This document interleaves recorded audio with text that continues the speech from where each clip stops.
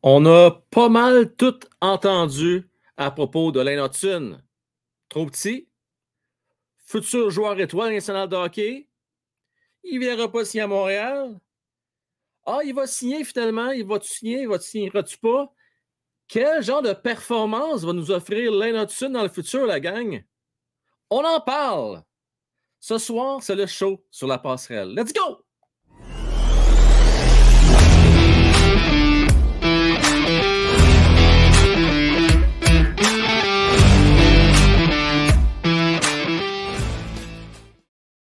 Quelle soirée on va avoir ce soir, gang? On a énormément de sujets à couvrir. Ça n'a pas de maudit de bon sens. On va commencer avec les bonnes nouvelles. Là. Mario prend du mieux. Hein, toujours hospitalisé. Mais Mario, on se croise les doigts. J'espère que tu vas pouvoir sortir très, très bientôt. Je sais que ce n'est pas facile pour toi, donc on pense à toi, on est derrière toi. Gang, Lane Hutson, c'est fait. A signé un contrat de 3 ans avec le Canadien de Montréal. Et on va le voir à l'œuvre demain soir contre les Red Wings de Détroit. Nous sommes présentement dimanche le 14 avril. Donc, peut-être le premier match d'un joueur étoile pour le Canadien de Montréal. D'ailleurs, j'ai fait un sondage. Je vous invite à participer en grand nombre. Pour les curieux, regardez, je vais aller voir là, c'est quoi les dernières réponses. Là. J'ai posé la question suivante. Lane Hutson sera 3 petits points. Vous aviez 3 choix ce soir dans le sondage. La première option, Lane Hutson sera un défenseur top 4 bourré de talent. Deuxième option, Lane Hutson sera un défenseur de 3e paire. Il est trop petit, puis pas assez vite. Et dernière option, la 3e, on ne saura pas tout de suite. Soyons patients, on se calme les pompons. Là. On va savoir juste dans 2-3 ans. Jusqu'à maintenant, la gang. Non, je ne dis pas tout de suite, je vais attendre. Je ne vais pas influencer vos votes. Je vais vous laisser aller voter. Je vais vous dire plus tard c'est quoi la réponse la plus populaire, la gang. Je veux saluer Denis Brassard qui est fidèle au poste. Mike Gourde également. Cédric Langlais, pardon. Pinchou Casino. Jean-François Parent, Elgard, Stéphane Desfossés, Mario Boudreau, bien entendu. Crooks, Marisol qui était voir Philippe Laprise. J'ai l'occasion d'aller le voir également. Très bon humoriste, Marisol, je confirme. Kirsucker 418 qui est avec nous autres ce soir également. Canadien 10, gang. Conservez-vous tous saluer. Je veux remercier Denis Brassard. Ça fait déjà 13 mois qu'il est mort. Merci à toi, mon cher Denis. Et je tiens à rappeler que ce show-là, et tous les autres shows d'ailleurs, sont rendus possibles, entre autres, grâce à nos partenaires extraordinaires compensés par Jim Arsenault, courtier numéro Remax. Vous avez une maison à vendre ou acheter dans la grande région de Gatineau. Vous contactez jimmyremax@gmail.com. Le courtier numéro 1 au Canada, gang. Et aussi, vous avez besoin d'un nouveau site web. Vous voulez booster votre visibilité? Vous contactez info@racedesign.ca. Vous pouvez également me supporter, me regarder live présentement. On est live à 20h avec les membres Vestiaire des Pros et Plus. Vous pouvez l'essayer via patreon.com/frankwell ou via YouTube en cliquant sur le bouton adhérer. Gang, j'annonce d'entrée de jeu spécial cette semaine. Ça va être absolument extraordinaire. Je vais être en live pour la game au complet demain, le premier match de l'histoire de Lane Hutson. Et demain, ça va être non seulement un match important pour les Red Wings de Détroit qui affrontent le Canadien, mais pour 3 autres équipes. Je prends pour acquis que les Islanders sont classés, gang, OK? Juste vous porter à votre attention, là. Demain, il y a 4 équipes qui se battent. Demain et après-demain, il y a 4 équipes qui se battent pour faire les séries. Et ils sont nez à nez, là, c'est vraiment serré, là, sont à égalité où il y a un point qui les sépare. Donc, les Penguins de Pittsburgh, les Flyers de Philadelphie, les Capitals de Washington et bien sûr les Red Wings de Détroit, ces 4 équipes-là se battent tous pour une seule place qui reste disponible dans le carré d'or. C'est pas le carré d'or, excusez, dans le wild card. Là. C'est quoi le wild card? Là? Comment on appelle ça? Alors, pour la dernière place pour participer aux séries. Alors, ça va être vraiment à surveiller, gang. Ça va être le fun. J'ai vraiment hâte. Donc, je suis avec vous autres demain, toute la game au complet du Canadien. On va suivre aussi les scores au niveau des autres équipes qui vont jouer. Également, mardi, je vais être là pour le dernier match de la saison. Les Canadiens vont jouer 2 games, back-à-back contre les Red Wings de Détroit. Le premier match demain soir à Détroit et le match de mardi à Montréal. Dans le meilleur des mondes, là, ça serait le fun que les Canadiens... Écoutez-moi bien. Gang, c'est juste pour une soirée, OK? C'est juste un soir, là. On va s'en remettre, Canadiens perdent demain. OK? On va s'en remettre, là. Moi, je vais vous avouer, là, j'étais très nerveux hier contre les Sénateurs d'Ottawa. Je ne voulais pas que le Canadien la gagne, cette game-là. Dans un monde idéal, il aurait fallu que ça soit terminé avant dans la prolongation, mais au moins, les Sénateurs ont été chercher un point par rapport au Canadien de Montréal avec 2 points versus 1 pour le CH. Regardez, le rendu au point qu'on en est là, c'est le meilleur des mondes qui se présente devant nous. T'sais, Cole Caulfield continue à performer, il est en feu, mais le Canadien perd le match et ça nous donne une chance d'avoir le 5e choix total. Puis je sais que bien du monde ne sont pas contents de m'entendre dire ça, mais là, au point qu'on en est, là, en fin de saison, là, on est rendu là. Et j'allais dire que moi, j'aimerais bien que le Canadien échappe ce game-là demain. Là, notre marque un but ou deux, ça, c'est parfait, ça. On perd pareil. Et mardi, parce que les Coyotes vont gagner ce soir, parce que les Sénateurs vont gagner une game, les Canadiens n'ont même plus besoin de perdre la dernière game à Montréal. Puis là, on peut planter les Red Wings et les sortir des séries. Serait-tu pas beau, ça, un peu? Ça serait le meilleur des mondes. Meilleur des mondes.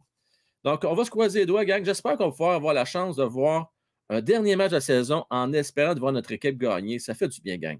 Puis je m'adresse également aux Pro Tankers, là, qui toute l'année ont espéré des défaites canadiennes à Montréal. Ça serait fun de finir la saison en espérant une victoire cette fois-ci. Revenons à Lane Hutson qui va jouer son premier match demain. Pour ceux qui sortent d'un coma ou ceux qui ne connaissaient pas le Canadien de Montréal, qui ne savaient pas c'est quoi une game de hockey avant, juste vous mentionner que Lane Hutson, c'est un joueur de défense qui est à caractère offensif, qui est petit, mais qui est très agile, très intelligent. On appelle ça un bon QI hockey. L'année passée, elle a fait 48 points. Et cette année, il a battu sa marque par 1 point. Il est à égalité avec un certain Ziv Bayoum, qui va être disponible au repêchage qui s'en vient. Juste vous donner une idée, là. Lane Hutson a 20 ans, Bayoum a 18. 2 ans de différence, même nombre de points. Quand on vous dit que Bayoum est tout un joueur de hockey, on en a la preuve là. Donc, va être définitivement repêché dans le top 10. Est-ce qu'il va même être repêché top 5 à suivre?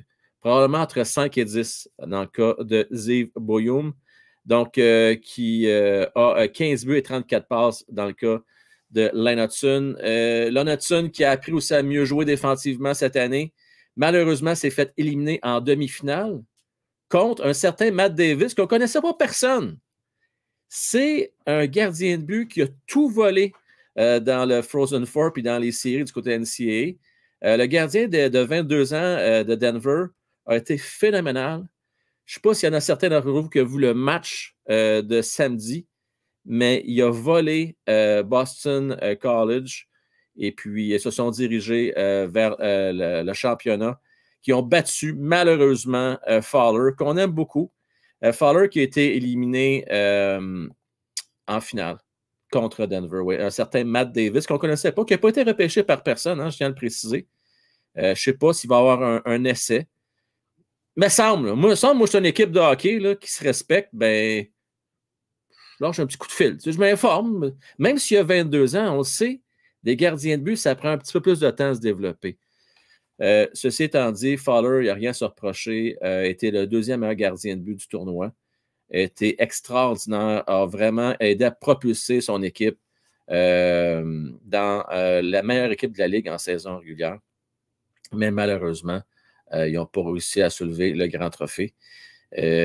Fowler, rappelez-vous de son nom, on va le voir avec le Canadien de Montréal dans un avenir approché, peut-être d'ici 2-3 ans maximum, on devrait le voir à Montréal. Donc, bien hâte de voir Lane Hutson demain, gang. Ça va être super excitant. Ça va être le fun. Puis là, on va gérer nos attentes. OK? On ne va pas espérer qu'il devienne une superstar en partant. On va laisser le temps. Même si score de but, je ne vais pas partir en panique non plus. On va être content. Mais on va se garder une gêne. On va être patient. On va laisser l'été passer. On va regarder le camp. On va regarder peut-être les premiers matchs de la saison régulière. Après ça, on pourra se positionner à savoir s'il va être prêt ou pas pour faire le grand saut. Puis si jamais il commence dans la Ligue américaine, c'est bien correct également. Imaginez, là, tu commences la saison dans la Ligue américaine, Hudson à gauche, Reinbacker à droite, puis tu es fait jouer la saison complète ensemble à Laval pour bien les préparer pour la saison 25-26. Pour moi, ça serait un très bon scénario aussi. Et j'aurais aucun problème avec ça. Donc, ben hâte. Je ne sais pas comment vous vous sentez. Vous autres, êtes-vous un peu, je sais pas, tu sais, je le répète encore, hein, oui, c'est une saison qui n'est pas facile au niveau du classement pour le Canadien de Montréal, mais quand on regarde les performances individuelles, on voit Suzuki, on voit Slaffy, et on voit même Cole qui se replace. Puis là, avec l'arrivée de Lenotson, je trouve que ça boucle bien la boucle. Tu sais, franchement, l'année passée, on a eu Sean Farrell qui est arrivé, mais c'était rien d'excitant. Je me demande même comment ça fait qu'on lui a permis de voler, c'est-à-dire brûler un année de contrat. Mais bon. Parlant de brûler l'année de contrat, je ne sais pas si Luke Hughes pensait en voler une. Luke Tuck, pardon, pensait en voler une. Mais Tuck, non, il ne volera pas l'année de contrat. Au moment où je vous parle, ce n'est pas encore confirmé à 100%, mais il semblerait que c'est une formalité. Il va finalement signer avec le Canadien de Montréal et jouer probablement avec le Rocket l'année prochaine. Il semblerait qu'on lui avait fait un offre, puis que c'était à prendre ou à laisser, et qu'il est en réflexion. Mais selon Button, je ne me trompe pas, puis là, j'ai peur de. Il me semble que c'est lui, en tout cas. C'est presque chose faite. Donc, on va suivre ça de près, gang. Et puis, espérer que Luke Tuck attende raison et se joigne au Rocket de Laval la saison prochaine. Je vais revenir un petit peu sur la game d'hier. J'ai eu peur, oui, j'ai eu peur, je vous l'avoue. J'ai eu peur parce que je trouvais que les Canadiens ont vraiment bien joué hier. Puis, c'était un match qu'on s'est changé la pôle tout le long de la rencontre. On dirait que personne ne voulait vraiment partir avec ce game-là, ou les deux, je ne sais pas trop comment expliquer ça. Même quand les Canadiens ont marqué à 3 minutes de la fin en troisième, dans ma tête, je me dis, je me sens que c'est pas fini encore, ça. Puis Sénateur va trouver le moyen de revenir dans ce game-là. Puis c'est exactement ce qui s'est passé avec un homme en plus en fin de rencontre. Sénateur qui égalise la game. Et puis comme trop souvent, heureusement cette fois-ci, mais malheureusement pour l'ensemble de la saison, les Canadiens ont encore perdu en prolongation. Puis ça, moi, si je suis Martin Saint-Louis et que je veux faire les séries l'année prochaine, ben je me penche là-dessus. Tu sais, je me questionne, je me dis, OK, là, mon équipe, elle démontre du caractère. Le fait qu'on soit rendu à 13 ou 14 matchs en prolongation, ça démontre une chose, c'est que mon équipe est dans le game. Tu sais, on ne se fait pas déclasser, on est dans le match. Mais là, il faut trouver le moyen de gagner ces matchs-là ou du moins préserver nos avances qu'on a en fin de partie. Parce que si on réussit à convertir ces 13 défaites-là en prolongation-là en 6 ou 7 victoires, ben c'est 6 ou 7 points de plus. Et peut-être pour la saison prochaine, ça peut faire la différence pour faire les séries ou pas. C'était le fun quand même. Il y avait l'action. Cole Caulfield, il est en feu, gang. Il est en feu, a marqué 2 buts. Il est sur une belle lancée. On ne sait pas, mais il va peut-être le faire, son 30 buts. Tu sais, on regarde ça, là. Il peut le faire, c'est très possible. Et je trouve que Cole qui fait 30 buts, c'est une belle réconciliation. On est beaucoup moins inquiet s'il réussit à en scorer 30. Je ne sais pas si vous êtes d'accord avec moi là-dessus. Là. Je sais que c'est assez partagé, c'est polarisant. Il y en a la moitié des partisans qui sont déçus de sa saison parce qu'il n'a pas fait son 40 buts et plus. Puis il y en a l'autre moitié qui sont satisfaits parce qu'il s'est amélioré défensivement, fait sa part de points quand même sur le premier trio. Et ça, même s'il ne réussit pas à enfiler l'aiguille aussi souvent qu'il pouvait le faire la saison d'avant, je vous rappelle, 26 buts en 46 games. Moi, en tout cas, nous, ça me réconcilie et ça me rassure aussi. Et ça augure bien pour la saison prochaine. Donc, pour l'instant, grâce, entre autres, à cette défaite-là en prolongation, ben, les Canadiens tiennent le fort. Ils sont encore 28e. Donc, si rien ne change sur la fin de l'année, ça voudrait dire que les Canadiens vont avoir la 5e meilleure position pour avoir soit le premier choix en Celebrity, qui est à plus ou moins 9% des chances de l'avoir, ou plus ou moins 9% des chances d'avoir au deuxième rang un demi-dove. Donc, quand on regarde ça, ça veut dire à peu près 18% des chances d'avoir un choix 1 ou 2. C'est presque une chance sur 5. Pensez-y, là, une chance sur 5, c'est bon d'avoir un joueur qui va transformer ton équipe. Je vous le dis. Celebrity, potentiel de faire 90, 95 points par année. Des mid-ov entre 80 et 90. C'est des joueurs qui vont changer au mieux. En fait, Dans le pire des cas, c'est des gars de deuxième trio, mais fort probablement bien plus des gars de premier trio dans le cas de Demidov et puis Celebrity. Il n'y a pas de question à se poser là-dessus. Les gars de premier trio dans l'espace de 2-3 ans. Donc, vraiment une bonne chance que le Canadien se donne en n'allant pas chercher trop de points. Mais la réalité, c'est que on le voit, le Canadien ne joue pas pour perdre. Il se donne. Oui, ils ont manqué des chances. Oui, Caulfield l'a fou en prolongation, c'est-à-dire en fusillade. Suzuki, que c'est rare qu'il manque, il l'a manqué une avec. Ilonen, il a eu l'air fou. Honnêtement, là, je pense que Ilonen, il a eu, t'es bon, une fois. T'sais, une fois, là, vraiment, il a décloté le gardien de but. Bon, on dirait que tout le monde le voit venir avec ses petites feintes. Ça ne marche plus, là. Ça ne marche plus. Ça va nous prendre idéalement 2 autres tireurs. Pourquoi on n'essaie pas de se la faire? Donnons-y de l'expérience. Tout ça de même, là. Ilonen, il fait vraiment partie des plans.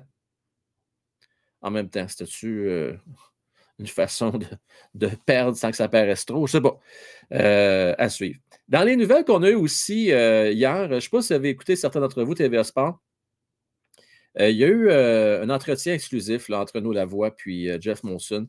Moi, il y a 2 affaires qui m'ont retiré l'attention. J'avais déjà parlé un peu plus tôt cette semaine que Jeff Molson, puis encore le confirmé hier. Moi, je pense, en tout cas, je pensais que Jeff Molson ne serait peut-être pas super excité, lui, d'avoir la compétition au Québec, d'avoir l'Université du Québec.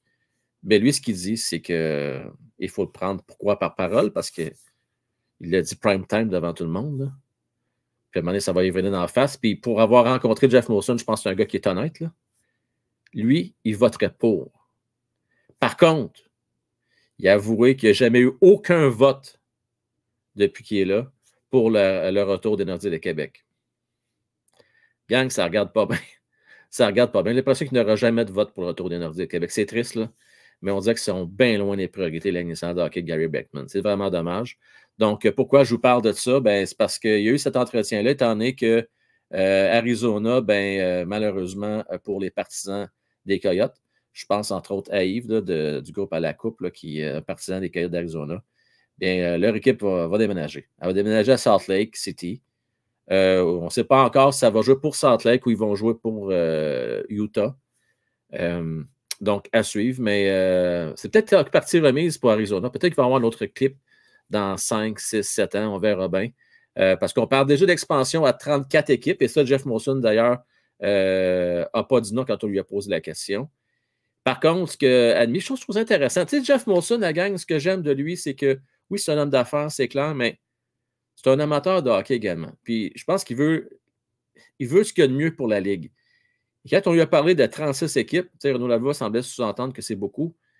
Et Jeff, un petit sourire en coin, oui, c'est beaucoup. Et comme il mentionne, il faut s'assurer que le talent suit. T'sais. On ne veut pas trop diluer le produit non plus. Il faut avoir suffisamment de talent pour justifier les 36 équipes. C'est beau faire l'argent, c'est sûr que c'est payant pour les directeurs généraux, pour les propriétaires, mais il faut que le spectacle suive également. Donc, écoutez, gang, juste dire que pour l'instant, en tout cas, Coyote, on dirait qu'ils veulent finir ça en beauté. Moi, c'est très, ça me fait revivre un petit peu le départ des Nordiques, ça me fait revivre un petit peu le départ des Expos. Moi, je ne me réjouis pas de ça ce soir. Il y a peut-être du monde qui vont dire enfin, bon débarras. Moi, je vais vous dire une affaire, il y a des vrais partisans d'Arizona. Ils n'ont jamais gagné de Coupe Stanley. Je pense qu'ils ont fait une ronde maximum dans toute leur histoire. Une ronde ou 2. Là. Je pense qu'ils ont gagné une fois une ronde. Ils se sont rendus en deuxième ronde. Une fois. Il y a des partisans, des Coyotes là-bas. C'est vraiment juste la ville qui ne veut pas suivre, ne veut pas investir. On sait que ce n'est pas un marché naturel de hockey, mais je vais quand même penser aux partisans là-bas, puis j'espère pour eux qu'un jour, peut-être qu'ils vont avoir une équipe. Mais entre-temps, les Coyotes nous aident. Parce que les autres là, ils sont encore les petits tankés présentement, les autres là. Hein? Donc, les Coyotes nous aident. Ils ont gagné hier. Et s'ils peuvent gagner ce soir, gang, on va se rapprocher d'une possibilité d'avoir un match mardi bien excitant en espérant que le Canadien gagne. Donc, c'est ça, on va se croiser les doigts. Il faut qu'Arizona continue de gagner. Et puis, on va suivre ça de près. Parlant de course effrénée, j'en parlais un peu tantôt. Il y a des combats à finir. Oui, Caps, Wings, Flyers et Pens. Moi, dans mon cœur, j'aimerais ça que ce soit Pittsburgh. C'est pas pour vous autres, là. J'aimerais ça que Crosby puisse faire une dernière run. Tu sais, je ne crois pas que les Penguins pourraient se rendre jusqu'en finale de la Coupe Stanley, mais tu sais, quand tu accèdes aux séries, on ne sait jamais ce qui peut se passer. Et je pense que ça pourrait nous offrir des bonnes séries. Les Flyers, j'ai tellement pas aimé comment Tortorella a géré son équipe en fin de saison que je ne leur souhaite pas. Puis sinon, mon deuxième choix, ce serait les Capitals de Washington. Pour Ovi. Mais parce que les autres avec, c'est peut-être leur dernière chance. Parce que rappelez-vous, hein, Pittsburgh et Washington, les deux ont été vendeurs de des transactions. Pour ce qui est de Détroit, je sais qu'ils ont quand même des espoirs qui s'en viennent. C'est pas de mauvaise équipe, c'est correct. Mais je sais pas. Je trouve qu'ils sont sans saveur. Je trouve que c'est une équipe qui est moyenne. Puis moi, je préfère le Canadien de Montréal à moyen long terme que les Red Wings de Détroit, personnellement. Là. Je pense que si Vezemund a fait une erreur il y a 2 ans, quand il a voulu accélérer le processus. Et c'est pour ça que je pense que Kent Hughes va faire très attention cet été. 2 acquisitions maximum. OK? Mais on est intelligent dans nos moves. On va chercher un joueur de soutien et on va faire une bonne transaction pour aller chercher un joueur top 6. Mais avant de faire des gros moves, puis vider ton club, pas vider le club, mais faire des grosses affaires, tout faire basculer, ça doit se faire, je pense, en l'été 2025. Et selon moi, ce n'est pas des épais. Les autres-là, ils savent ce qu'ils s'en vont, ils ont un plan, puis c'est vers là qu'ils s'en vont. Ils vont faire des moves intelligents cet été. Un gros move, probablement, pour donner un petit boost. Mais on ne voudra pas trop bousculer les affaires. On va continuer à prendre notre temps. Il faut continuer à laisser nos jeunes se développer, puis laisser les choses aller. Puis cette patience-là qu'on va avoir eu, les partisans du Canadien, là, pour 3-4 ans sans faire des séries, probablement 4 ans l'année prochaine, je pense que ça va avoir le coup. Puis on va être compétitif pendant les 10 années qui vont suivre par la suite. Donc la gang, ça vaut la peine, je pense, d'être patient encore une autre année. Parce que les Canadiens, je ne dis pas qu'ils vont se pogner le cul l'année prochaine, c'est pas ça que je dis. Là. Mais je pense que les Canadiens vont vouloir mieux faire que les Sénateurs, mieux faire que les Red Wings, même s'ils font les séries de panne de misère, mieux faire que les Sabres de Buffalo. Ils doivent faire mieux que d'autres équipes avec qui vont compétitionner dans les prochaines années. Je vais parler un petit peu de nos espoirs. Je vais parler de Philippe Messard. Souvent, moi, je suis tough avec lui, je l'admets. Puis là, il faut le donner, il faut donner le crédit. 13 points, un but 12 passes. Je ne savais pas aussi fabricant de jeu que ça. Donc, impressionnant, même s'il n'est pas nécessairement gros, hein, 5 à 10, un autre petit, oui, je le sais. On a beaucoup de petits à Montréal. Ben, il produit. Donc, ça augure bien pour le Rocket l'année prochaine. Je pense que le Rocket va vraiment avoir une belle amélioration la saison prochaine. Là. On n'a pas encore, tant qu'à moi, assez de talent offensif, là, mais au moins, ça s'en vient. Avec Beck qui va arriver, ainsi que Messard, on devrait, et Top probablement également, ben, on va avoir un peu de renfort. C'est juste d'aller chercher 1 ou 2 vétérans pour combler tout ça, puis on devrait être en business. N'oubliez pas, la défensive va être absolument extraordinaire. Et Dobbs, mais il va avoir une année de plus. Je vous disais qu'on va avoir une grosse semaine. Donc, juste pour vous parler de l'horaire de la semaine du côté du podcast hockey. Donc, lundi, la game au complet. Mardi, la game au complet. Mercredi, ça va être le forum. Donc, je répète, mercredi, le forum. Donc, de 20h à 21h, on va faire le bilan de la fin de saison du Canadien de Montréal en compagnie de Francis et Matman. Et ensuite, dans l'Overtime VIP, avec tous les membres de l'Ordre du Président, on va faire nos prédictions pour la première ronde des séries. Donc, ça va être probablement la plus belle première ronde qu'on n'aura jamais vue de tous les temps. Tu sais, je veux dire, à part quand le Canadien est là. Quand le Canadien est là, c'est toujours bien le fun, la gang, on s'entend. Là. Mais pour moi, là, ça va être vraiment la première année que je vais suivre ça avec beaucoup, beaucoup d'intérêt. Je vais vous l'avouer, là. Oui, je suis un fan de hockey, mais je suis un fan du Canadien de Montréal. Puis quand le Canadien ne participe pas aux séries, je suis ça, mais avec un peu moins d'intérêt. Mais là, cette année, je suis très intéressé à suivre ça. Il va y avoir des belles histoires. Il va y avoir des équipes puissantes qui vont malheureusement se faire éliminer en première ronde. Ça va être vraiment le fun à suivre. Je ne suis pas d'accord avec moi, mais ça va être écœurant. Vraiment écœurant. Donc, cette semaine, oui. Et jeudi, il faudra regarder l'horaire pour ce qui est de jeudi. On va voir s'il y a un match ou pas, mais sinon, ça va être le show, ça jase dans le vestiaire, réservé avec les membres vestiaires des pros et plus. Donc, restez à l'affût pour ce qui est de jeudi. Je vous dévoilerai un peu plus tard cette semaine. Ça va dépendre de l'actualité qui va se passer aussi. Je me garde une réserve pour vous dire lequel sujet sera jeudi, parce qu'on ne sait jamais dans le monde du sport ce qui peut arriver. Hein. Je veux aller voir le sondage. Un petit retour avant de partir sur le sujet du soir, de la journée. C'est intéressant, gang. Puis en passant, ceux qui vont l'écouter en rediffusion, vous pouvez toujours aller voter. Je vais remettre le lien du sondage dans le chat. C'est-tu le bon, ça? Attendez, je suis pas être sûr. Ouais, ça devrait être le bon. Je l'essaye. Vous me direz si ça marche. Je l'ai mis dans le chat un peu plus haut tantôt. Dites-moi si ça marche, gang. Pour l'instant, 47% des gens pensent que Lane Hutson va être un très bon défenseur, top 4 dans les nationales de hockey. Donc, c'est près de la moitié. Un petit 8% pense qu'il va être un défenseur de troisième paire. Trop petit, passez vite. Et 45% pensent que Lane Hutson, il est trop tôt pour se prononcer, on va attendre. Donc, ce qui est intéressant avec ce sondage-là, c'est que plus 92% des gens pensent que soit qu'il est trop tôt ou non, ça va être une superstar. Je trouve ça cool. Continuez à voter. Continuez à nous supporter. Mettez vos pouces également si ce n'est pas déjà fait. Surtout tous ceux qui vont l'écouter en rediffusion, là, vous faites une différence aussi. Là. Donc, n'oubliez pas de liker ça. Mettez vos commentaires. Mettez votre prédiction aussi pour cette semaine. Moi, je prédis 2 points. Moi, c'est une possibilité de 4. Peu importe ce qui va se passer ailleurs dans la ligue. Là, que Phoenix, qu'Ottawa, peu importe ce qui arrive, le Canadien va gagner à Montréal, selon moi, mardi. C'est ma prédiction. On va se donner corps et âme pour ce game-là. Ça va être une game bien le fun. Genre de victoire. Tu sais, en prolongation, là, ben, ça va être genre de ce game-là. Tu sais, genre, juste tout faire pour sortir les Red Wings in extremis, crève-cœur. C'est écœurant. Ah! Pensez-y comment ça va être malade, ce game-là, mardi. Et en terminant, je vois vos messages dans le chat.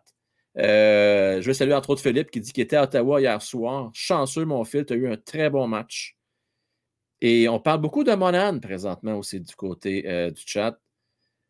Monahan, qui, je ne sais pas si vous saviez, là, au moment où on se parle, le plus de points avec les Jets de Winnipeg qu'il n'a fait avec les Canadiens de Montréal. Ben, c'est des points au début. Là. Je pense que c'est des buts. C'est une machine présentement pour les Jets de Winnipeg. Quelle acquisition! Les Jets qui ont planté Colorado. C'est une bonne équipe de hockey. Je vous le dis, là, avec Hellebuck, il peut se passer bien les affaires du côté de Winnipeg à suivre. Ça pourrait être l'équipe, entre guillemets, Cendrillon. Puis là, je sais que certains ne veulent pas que Winnipeg gagne. Je comprends. Les Canadiens ont le choix de première ronde des Jets de Winnipeg. Je comprends ça. On n'espère pas trop qu'ils gagnent. On s'entend, mais en même temps, j'aime Sean Monahan. J'aime cette équipe-là. J'aime ce qu'ils ont fait comme acquisition avec Toffoli également.